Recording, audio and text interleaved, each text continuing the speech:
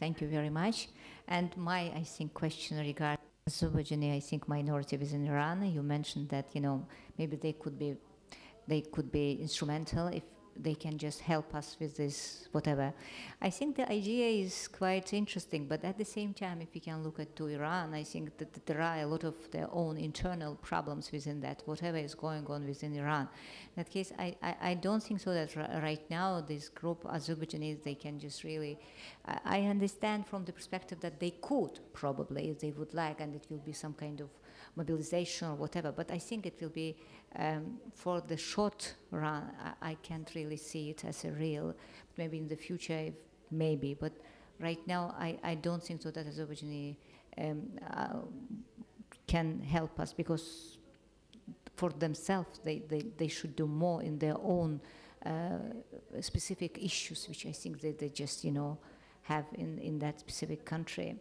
And also Azerbaijan should be here very careful, because sometimes when we are talking about Armenia as a kin state involving and doing whatever they're doing with Nagorno-Karabakh, I don't want just one day someone can say the same things, that Azerbaijan as a kin state trying to just use their own minorities in Iran in order to do whatever they would like.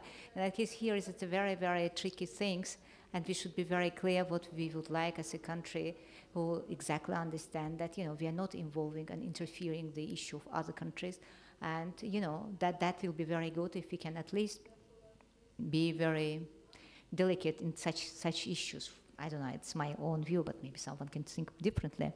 And regarding Bayram Malim's approach, I understand very well that, that the point of that people, and because I've met with them, and I understand that for them it's very, very hard to understand that how it could be, that their human rights actually, that they just absolutely in a situation that they believe that the solution of this conflict should be find out very quickly, and the people could go to their home. In the case, at least in Aghdam, let's say, and Fizuli, it's just partially, there is some resettlement. The people went back, and they've been in Aghdam recently, in Chiragli. There is a very good thing is going on. Let's just think that, I understand very well also what Mr. Sokar mentioned, that, from the perspective of theoretical approach, I know that it's not easy to really come to some kind of whatever that understanding, because we should come together with Armenia to that, whatever that solution. And when I mentioned about the we are as Azerbaijan between rock and hard place, it's two definitely undesirable options which have in our hands. But in order to come to the third option, which will be definitely very, very important for the people in this country, for the Azerbaijan and Armenian community of Nagorno-Karabakh, for Azerbaijanis and Armenian in this region, definitely. And I agree that you mentioned these things, that if we could come as a people to understanding that we, and I know that it depends more on Armenian, but again, if we can look at theoretically to the case, if both nations could come together and say that, we would like to live together and coexistence. But we had this past experience. We had these inter-ethnic marriages. We have this, common past.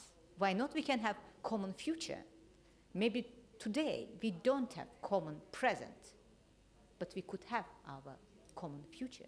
In that case, let's hope that that kind of common future will come one day, and all of us, in our own way, who as expert, who as student, who as professor, who are as a diplomat, can do their best in order to bring that day to this region.